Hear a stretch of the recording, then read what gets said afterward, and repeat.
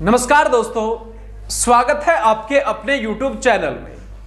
दोस्तों, आज हम जानेंगे डिकंटामिनेशन के बारे में कि डिकंटामिनेशन क्या होता है और इसके दौरान हमें कौन कौन से उपकरणों की आवश्यकता पड़ती है। तो इसी के बारे में आज हम डिस्कस करेंगे। तो उससे पहले चैनल पर नए हैं तो एक बार सब्सक्राइब का बटन जरूर दबा दें। वीडियो अच्छी लगे तो लाइक करें, कमेंट करें, शेयर करें। तो चलिए फ्रेंड्स, बात करते हैं अपने टॉपिक की तरफ।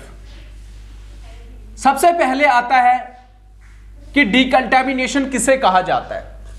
जब किसी भी स्थान के ऊपर दुर्घटना के कारण कोई पदार्थ बिखर जाता है तो उसको सही तरीके से वाहनों से हटाना ही किसके नाम से, डिकंटामिनेशन के नाम से जाना जाता है। जब किसी स्थान के ऊपर दुर्घटना के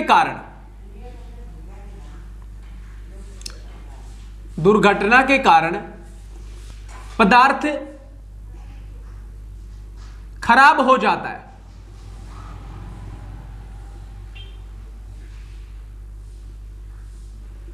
तो उसे सही तरीके से हटाना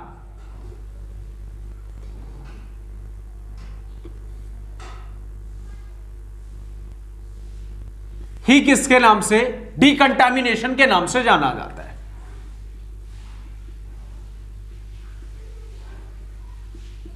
कहलाता है। जब किसी भी स्थान के ऊपर दुर्घटना के दौरान कोई केमिकल वगैरह बिखर जाता है या अन्य कोई पदार्थ बिखर जाता है, कोई विस्फोटक पदार्थ भी हो सकता है, तो उसको सही तरीके से हटाना किसके नाम से, डिकंटामिनेशन के नाम से जाना जाता है। एक जो बिखरा हुआ जो पदार्थ होता है उसको हटाने के लिए एक टीम बनाई जाती है। उस टीम को डिकंटामिनेशन टीम के नाम से जाना जाता है। दूसरा आता है डिकंटामिनेशन टीम। तो ये जो टीम होती है वो अग्निशमन जो फायर कर्मचारी होते हैं उन्हीं में से निकल करके जाते हैं और इनको स्पेशल प्रशिक्षण दिया जाता है। और डिकंटामिनेशन जो टीम होती है उसके अंदर टोटल जो सदस्य होते हैं उनकी संख्या 4 होगी। एक इंचार्ज ऑफिसर होता है और 3 अन्य उसके सहायक कर्मचारी होते हैं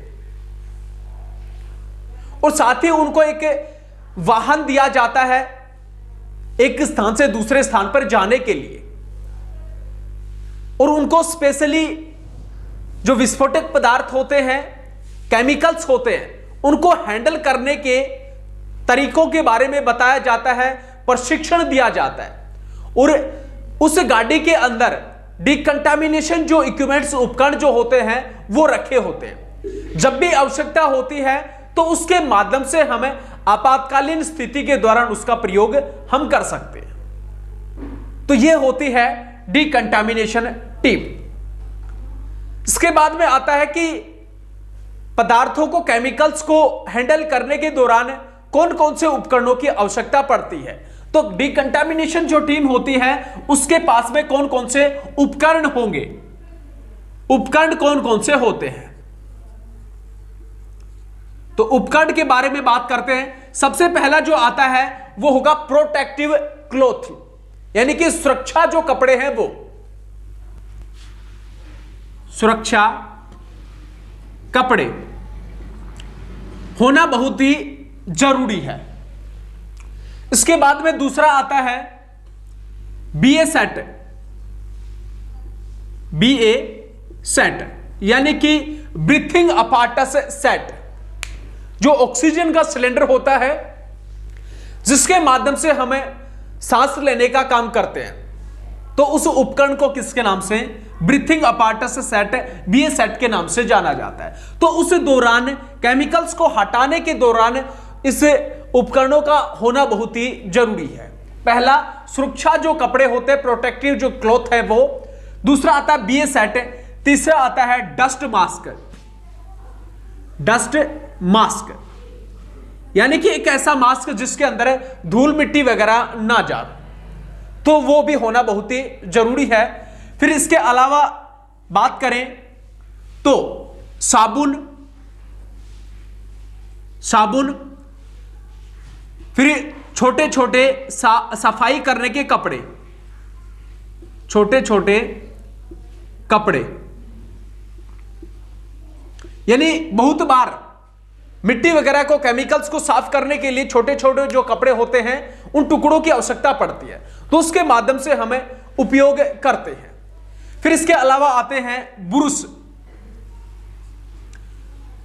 ब्रुश का होना बहुत ही जरूरी है। फिर इनकी भी आवश्यकता पड़ती है उस स्थान के ऊपर जब भी हमें इन इक्विपमेंटों की, उपकरणों की आवश्यकता पड़ती है, तो इसके माध्यम से हमें उस मटेरियल को हटाने का काम करते हैं। इसके अलावा आता है पीएच पेपर।